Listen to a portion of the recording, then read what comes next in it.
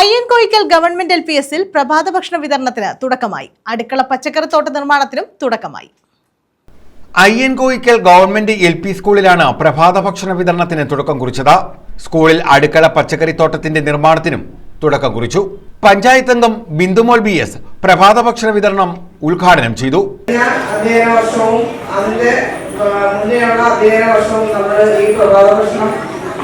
തുറന്നു വരികയാണ്. നമ്മൾ കഴിഞ്ഞ പ്രാവശ്യം നമുക്ക് ജൂൺ 28-ന് അന്തരിച്ച കോയിവിള വിജയൻ സ്മാരക ട്രസ്റ്റിന്റെ ആഭിമുഖ്യത്തിൽ നമ്മൾ ജൂൺ 28-ന് തന്നെ ഇത് ഉദ്ഘാടനം ചെയ്ത് നമ്മൾ അന്ന് തുടങ്ങി വെച്ച സംരംഭം കഴിഞ്ഞ മാർച്ചിലെ അവസാന അധ്യയന ദിവസം വരെ നമുക്കത് തുടരാൻ കഴിഞ്ഞു.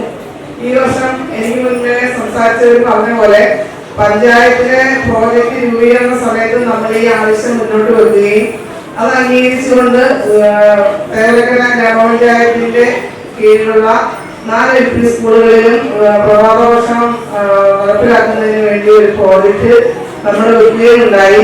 അടുക്കള പച്ചക്കറിത്തോട്ടത്തിന്റെ ഉദ്ഘാടനം Chavara non-meal officer K Gopakumar നിർവഹിച്ചു.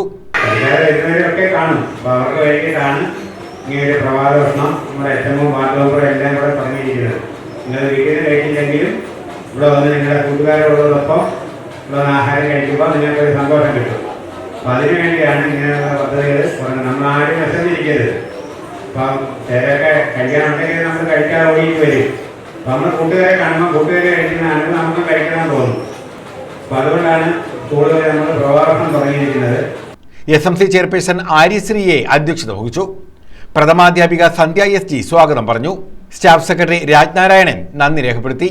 News bureau, Chavara.